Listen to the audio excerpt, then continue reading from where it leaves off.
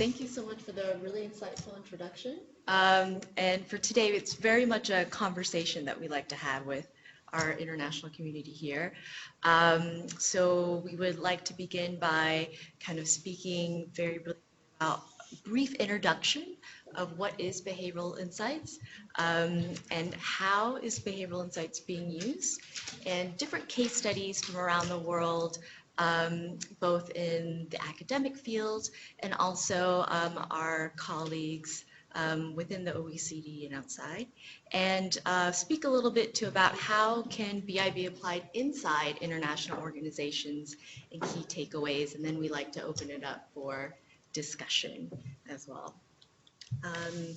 And what John's introduction alluded to, that human behavior is a bit of a mystery.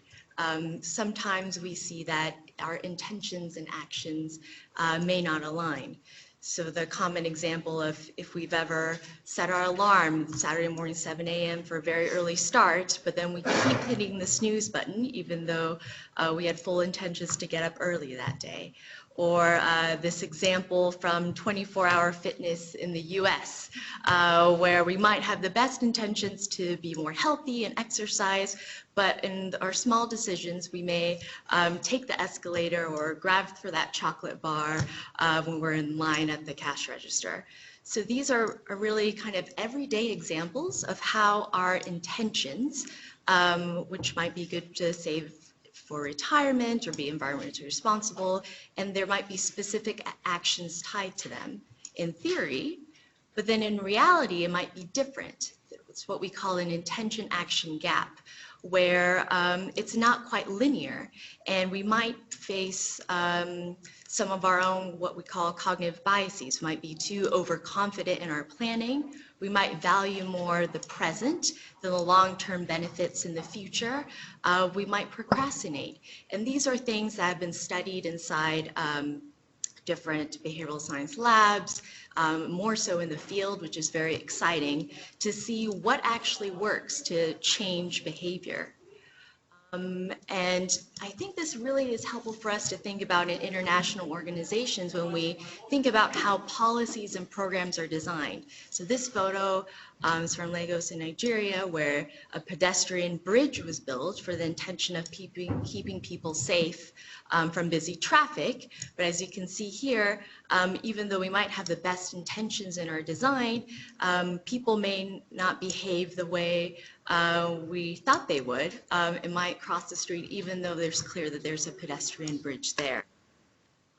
So that kind of brings us to taking from these everyday examples to a more formal definition of behavioral insights, where we use lessons and research derived from the behavioral and social sciences, so including social psychology, neuroscience, organizational behavior, and think about how they can be applied to our work in the field within public policy. And think about really the methodology, the use of experiment and observation to identify patterns of behavior. As John pointed out, the recent Nobel Prize winners, thinking about how can we use experimentation that's been used elsewhere to really evaluate and make evidence-based decisions to inform our policies and programs and services. And what we've seen is it really works best when we look at really specific behavioral problems with measurable outcomes. So you might be dealing with a big problem of obesity, but we can break it down into specific parts. So let's say the problem is purchase of high sodium foods within a community. So that works well to understand, okay, how can we start thinking and diagnosing this behavioral problem? But it might not work so well when it's only informational. So let's say if it's low awareness, people just need information that this specific food is high in sodium. Or if it's more structural, maybe they're in a food desert where they can't access low sodium and healthier foods. But even in these two cases, behavioral science can still be integrated. For example, if you're building a grocery store that has healthy options, which was previously a food desert, we can still apply behavioral science principle design to encourage people to purchase healthy food options. And another concern, an area that we love to think about is these ethical concerns. They should be a priority from the beginning, to think about risks, especially if they might be uneven and fall upon maybe the most vulnerable, the minority population, and just the broad kind of unintended consequences. And so we'll talk about, Francesca, next, how behavioral insights is being used now. Yeah. So to present this part, I would like to tie back to something that John said earlier. He said nudge has become a philosophy. And I think many of us, when we hear about behavioral economics, we think of it as such a hot topic because it has been in the news with a Nobel Prize, and we have heard so much about it. And it's true that, as June was saying, the idea that we should incorporate psychological insights into economic thinking and into policymaking is a very powerful idea, and is one that has grown impressively in the last decades. So we did want to spend a few minutes today to see where this discipline stands today, and is it still relevant? How is it being used? And what are the ethical concerns that are related to it? And to illustrate this, we would like to start by looking at how it's used around the world. So this is a mapping exercise that the OECD initiated and is in no way comprehensive. In fact, there might be a few institutions missing, but this gives you an idea of the several institutions around the world that are seeking to apply behavioral insights. And as you can see from the map, I think a few things stand out. So first of all, you might have thought previously that behavioral insights is something that is done in developed countries, in Western countries. But what we see here is that actually it's quite expanded across the world, and it's applied heterogeneously in different contexts. But also another common mythology that we hear about behavioral economics and behavioral insights is that it is a fad, something that is a hot topic now, but that will eventually fade out. While I think this is a sensible consideration, what we see from the data, from the trends, is that it's an increasing trend, and there's an increasing number of countries that are applying it. And we will discuss why this is the case and why this should be the case. And what we can also see is that these institutions applying BI are both within government. The famous examples are in the UK and the US, but again, it's a widespread phenomenon. Some institutions are outside governments and some are across governments, and that is the case of the UN, that is the case of the OECD. Multinational organizations are also seeking to incorporate this new philosophy, as John said earlier. So this is a picture of how it is applied across countries, but if we want to look at how it applies across contexts, we see that it's really, again, a widespread phenomenon that goes from defense to education to health to education, as we were seeing earlier. So what we see from this picture when we look at what topics has behavioral insights been applied to, it kind of looks like it has been applied to every possible domain of knowledge and work.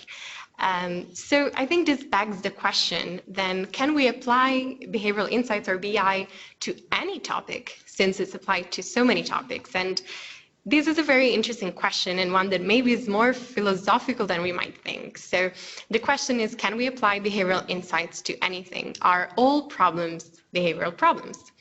Two views exist. On the one hand, we might argue, yes, all problems are behavioral problems because all problems are people problems. And at the root of every policy-making malfunctioning, there is some maladaptive behavior that people engage in. This is one possible view. And the opposite is, no, actually not all problems are behavioral. And just because behavioral economics has become such a hot topic, policymakers should not have unrealistically high expectations about what BI can achieve, and it's actually important to distinguish about what we can do with BI and what we cannot do.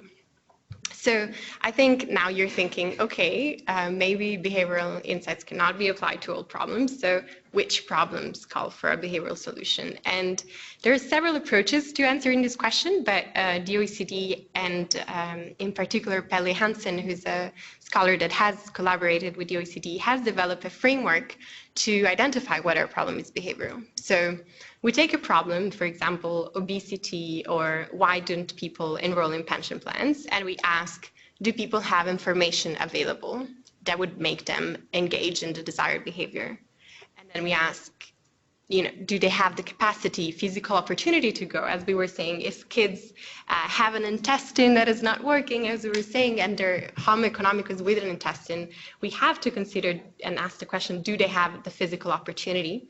And if so, if they do have the physical opportunity, then something else might be at play.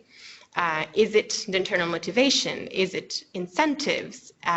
Is it the laws and regulatory measures that are in place that are not creating the desired behavior? And finally, through this roadmap, we can identify whether or not a problem is indeed behavioral. So, but rather than focusing on the specific roadmap that we should follow in order to understand whether a problem is behavioral or not, I think the key takeaway that we care to express is that it is important to start with the question, is the problem that we're trying to solve a behavioral one? And today we will discuss, as June was mentioning, several case studies of how behavioral insight has been applied, but we also want to share a method on how to apply behavioral insights. And this is the basic toolkit. This is a very recent OECD work that has developed a framework that goes from the beginning to the end of the policy cycle on how to, again, incorporate behavioral insights into policymaking. So as we were saying, the very first starting point is you identify a problem that you want to change. Perhaps is children not attending a school program, or perhaps it's obesity, or it can be a number of things. And the first question to ask is there a behavior at the root of the problem? Is what you are dealing with a people problem? And then you follow to the A of basic. So you look at analyzing the problem that you have at stake and understanding which cognitive biases are at play. And even within this, we have another funny acronym that is ABCD to identify what kind of problems are at stake. So ABCD are the type of problems that could be influencing a behavior. A stands for attention, so people might not be paying due attention to a problem. B stands for belief formation. That is the case when we have erroneous interpretation of, for example, the probability of something happening, such as what is the actual probability of a terroristic attack. Research shows that we tend to misinterpret this number, especially when they're low probability cases. And then we also know, so A, attention, B, belief formation, C, choice. We make choices that are influenced by our context, and these include social norms, and we will talk more about this in just a minute. And then D, determination, as June was mentioning, sometimes the problem we face are a gap between our intentions and our actions, and we all know this when we make resolutions for the new year or resolutions to take on a diet. We all know that there's a intention-action gap that can happen. How do we solve these problems? Strategies. So S is the third step in the process of applying behavioral insights, is the process of designing strategies that can fight the behavioral problems. So an example, if the behavior at stake is an attentional problem, people are not paying attention, a possible strategy can be a reminder to grab people's attention and get them and get to the top of their head. And then a crucial step in applying behavioral insights is designing an intervention.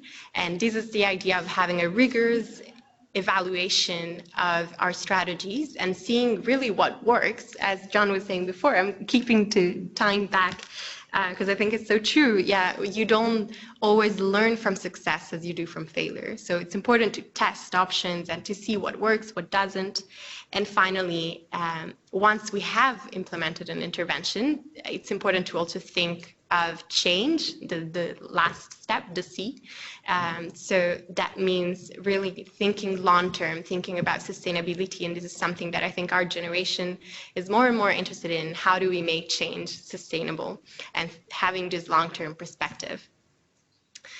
So yeah, this is it from B to C, basic, the process of applying behavioral insights, but something that this toolkit also offers, and if you read the report, this will be apparent, is that for every step of the way, it's important to have some ethical considerations to keep in mind.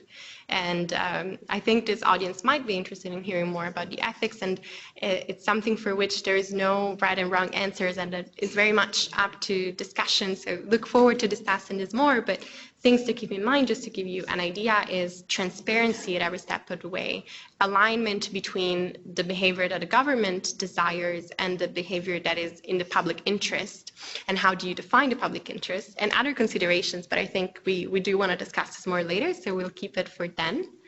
And the step now is giving you a flavor of some examples of behavioral studies. First off, kind of an education example. I know you guys are working on the future of education, and that's definitely a hot topic here. So I wanted to introduce a recent paper from the Wharton School of Business on improving grades through advice giving. So we've talked about Homo economicus, more traditional approaches, where we might turn to giving more information to people, so in this context would be tutoring, or increasing incentives. So paying students, that might be an approach to improving grades in schools. But this is where a behavioral approach would be interesting to test. Social psychology has taught us that actually giving advice to your peers builds confidence, and also actually unconsciously prompts you to think about how you yourself would achieve a goal, even if you're sharing that with someone else. So in this paper, it was a large-scale randomized control trial where some students were given an activity. It was an 8-minute activity, didn't cost anything, where they give students on advice on optimal study locations and study strategies, so really motivational advice. And the results were interesting because just the simple advice, so we saw there's an increase in grades in both maths and a selected class of their choice over the academic quarter, which again shows us we're not sure until we test to see what works. We've seen in some cases financial incentives or more tutoring may work, but it's interesting to consider this behavioral approach where something like advice giving could significantly increase grades. Yeah, and so to stay on the topic of education, which I think might be the most interesting for this audience, we wanted to present 2 other studies in this domain of education, and one is from South Africa and the next one will be in the UK, and I think it's interesting to see the difference between the two as well. So in this case, in 2010 in South Africa, there was the introduction of a program called MOD, and this was an innovative approach to kind of expand the extracurricular activities that children and young learners would engage in. So it was a range of activities that were offered to them, from sports to cultural activities of all kinds and arts.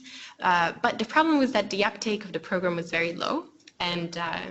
And this is something that I would like to hear from you as well. Like, if you have encountered this in your own work, in programs that you have been engaged in or created, have you encountered low uptake? Because this seems to be a recurring theme in education, and something that might depend on the assumptions that we have on the back of our mind.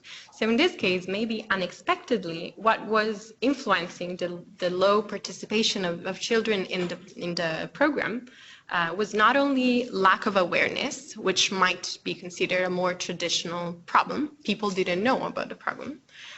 There was not only an ambiguity about the activities, people weren't sure what the program would entail, but also what was interesting and maybe more behavioral was that people weren't sure whether their peers and friends were attending the event. And this is the power of social norms, the power that others have on us. If we know that our friends will be attending the activity after school, we might be more willing to stay afterwards. And so the intervention in this case that was designed by the government of Western Cape and Ideas 42, which is a behavioral consultancy based in the States, was a program to try and create a social norm and a social belonging to these programs. And so the campaign that was created was one in which the message portrayed was we love MOED and we all belong in these programs. And surprisingly, the uptake was 39% higher once the campaign was implemented, to show that really something that is relatively cost effective can go a long way in creating the change that we desire for educational, academic, and social outcomes of the youth. On the other hand, a similar example happened in the UK, this time with adult literacy, that again, for this audience, we don't need definitions of it, but I assume you do know the implications this adult literacy can have on productivity and even well-being and health of workers. So what the UK did to address this problem is they created some special programs, again, targeting adults to foster their literacy in math skills and English skills. But again, the problem was very similar, and this again is an example taken from an OECD report that was a repository of behavioral studies across the world. Again, we see that the uptake was low. There was a high rate of attrition, high rate of people dropping out of the program.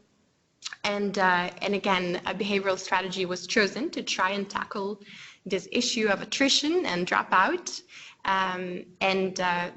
The process was similar. So messages were sent to adults that were supposed to engage in this program. And some people, so again, it was a randomized controlled trial. So half of the group was randomized to receive some messages encouraging participation in the programs. And then half of the group received placebo materials. So materials that were very neutral, not necessarily encouraging people to attend the program. And what we see is a 7% increase in attendance for the people who received messages that were encouraging, supporting, and behaviorally informed. Now, what is the consideration behind all of this? We have seen in South Africa that we had a 39% increase in program attendance. And what we see here is a 7% increase in attendance. So you might think, okay, good, this shows that behavioral insights has a positive impact. But going even a step beyond is asking what was the impact and why does it change so much in the magnitude of the impact? And this is something that behavioral insights still has to face, is the reality that context might determine results, and results might be more or less effective depending on context. It's a critical point. Look forward to coming back to it in the discussion if you want. One other example in the context of environment. This is an OECD study in the context of environmental conservation and energy consumption. And the goal was a common one, a very common one for policymakers now around the world, is the one of encouraging consumers to consume less energy. And what was done in the context of Canada was providing houses with in-home display that would give consumers a real-time information about how much they were consuming, what was the price at that time. And the hope was that this would give consumer a guidance as to when they should consume more or less. This was coupled, and I think it's important to mention, with a technological shift that happened in Canada, and that is the fact that homes in Canada and now have smart meters. It's a technological shift that happened all over the country. I think it's only 2 countries in the world that have that. So on the one hand, there was a technological shift at the basis of this program. There was a price mechanism at the basis of this program, and you might be familiar with this in your own countries. Some countries have real-time pricing, so the price of electricity changes at different times of the day and different hours, but this goes a step further. So there is a technological shift. All houses have smart meters. There is a price mechanism in place. At different times of the day, you are more or less encouraged to use electricity. And then the government with OECD decided to try and provide consumers with this feedback mechanism and feedback technology that, as you can see, has a green light when it's, let's say, most convenient to consume energy, and then the light becomes red when it's less convenient. And what we see as in terms of impact of this kind of technology is a reduction in the hourly use of electricity of about 3%. So again, I want you to pay attention again to the numbers. What is the impact? What does this 3% mean? Is it enough? Is it what we were targeting? But what I think is interesting from what we see in the graph that shows the reduction in consumption of electricity is that on the x-axis, you can see the hours of the day. And what you can see is that apart from two outliers, the reduction is quite consistent, and it's about between -2%, -4% use of electricity. And what this shows is that people were not really reacting to the price mechanism, and they were not really reducing electricity at different times of the day when prices would be highest. People were kind of just reacting to having this new technology that was providing them feedback. So this is something to keep in mind, that sometimes we might put in place price mechanisms, or more in general, traditional approaches that are not going to work until there's a technology that allows people to see, to adjust their behavior. And the final point out of this experiment is that the effects were lasting over time. And for about 5 months, it was observed that the electricity consumption was reduced after receiving this in-home display. Even the results were accentuated over time, which is perhaps surprising, because many times with behavioral studies, we can see a fading out of effects over time, which is also problematic, but this is not what we found in this case, which was promising to see. And then, looking forward, this is a project that we are trying to design with the government of Chile. This goes to the topic of policy implementation. So not thinking of what policy to implement, but think of how to implement it. And the topic here is obesity. And you may or may not know that obesity has the second highest level of obesity among OECD countries, the first one being United States, which perhaps is intuitive, perhaps not. So what Chile did to face these high levels of prevalence of obesity was introducing in 2012 a new law on food labeling, based on which every food product that would have excessive values in either sugars, calories, fats, or sodium would have a black stamp on it. And this is a policy that, if you think about it, is behaviorally informed in itself, because it's a form of signaling whether a food product is healthy or not. You have this clear black stamp that signals whether a food is healthy for you to consume or whether it's not. And the interest from the part of the government is now understanding, just a few years after implementation of this policy, whether it worked or it didn't work. So the project that we're now developing with them is really focused on understanding and evaluating the impact of the law on consumer behavior in practice. But also we're brainstorming ways to take this even further and construct other behavioral interventions around this. And why not, perhaps similar to this vignette, by instilling social norms, inspiring social norms, so consumers who bought healthy items might be encouraged to buy other healthy products. And so in general, the idea is mainstreaming the fact that we have to make healthy products convenient, we have to make them visible. It's not enough to make them available, but we have to signal them in some ways. And this has shown to be very effective, and we're now thinking of how to do this in Chile. And what you can see on the left is an image of how the industry is reacting to the new law by having, this is an example, having a sign that says sin sellos, so without labels. And yeah, this is interesting to see, again, going back to how policies are going to work in practice, what implementation is going to entail, how is the industry going to react, how are consumers going to react. It's always a consideration that we should have. And it takes us to one of our key takeaways, that is, it's important to think of behavioral insights from the start of the policy cycle.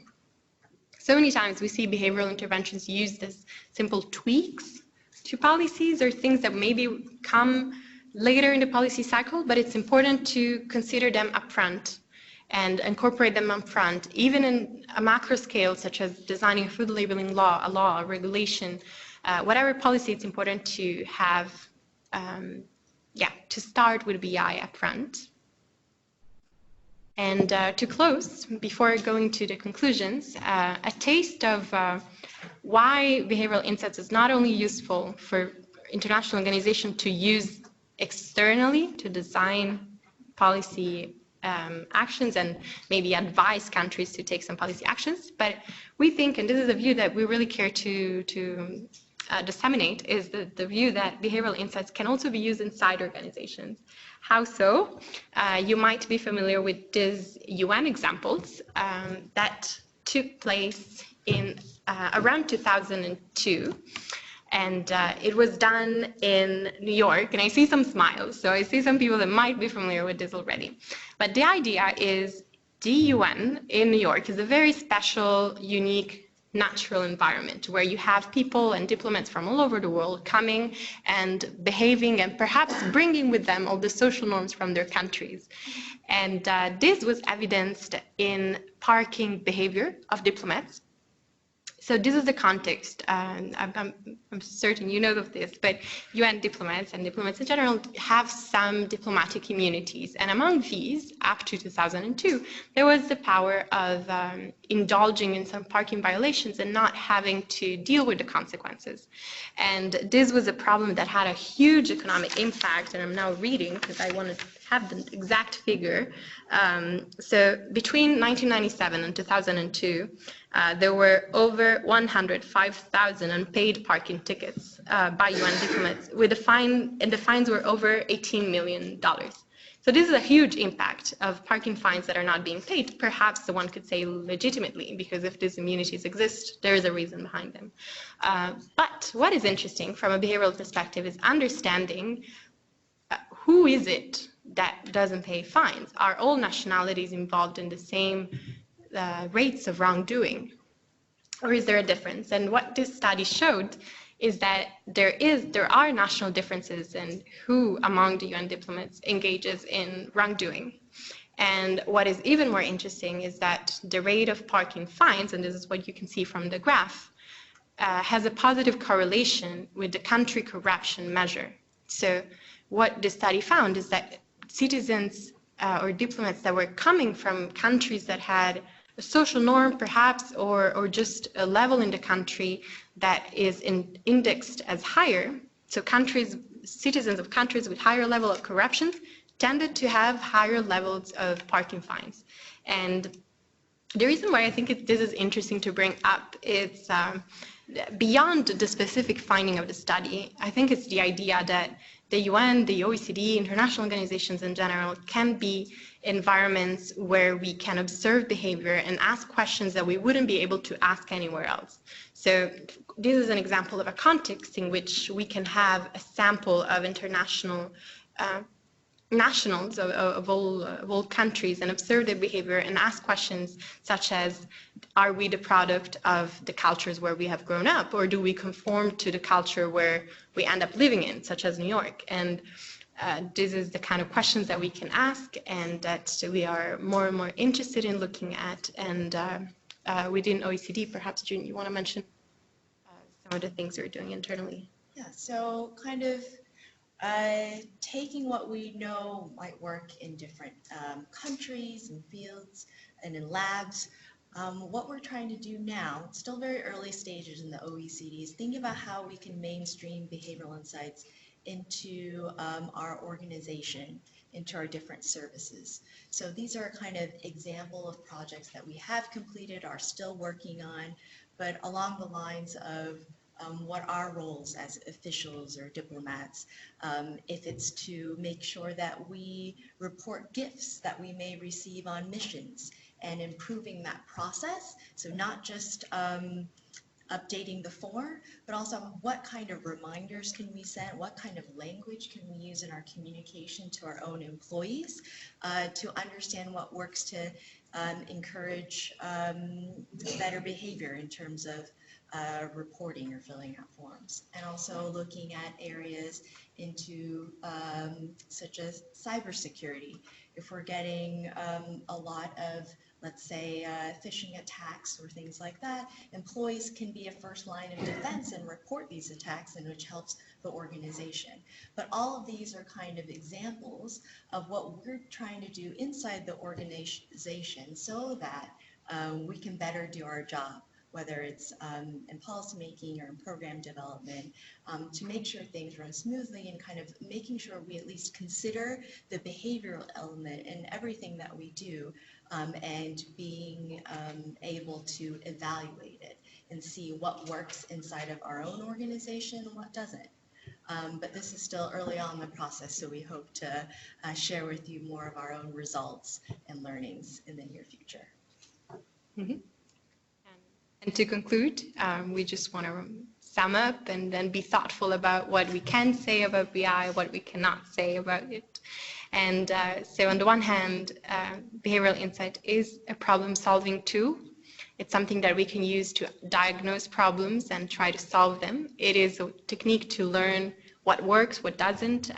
As we were saying at the very beginning, learning from, as Dostoevsky would say, happy families, sad families. What can we learn from failure? What can we learn from success?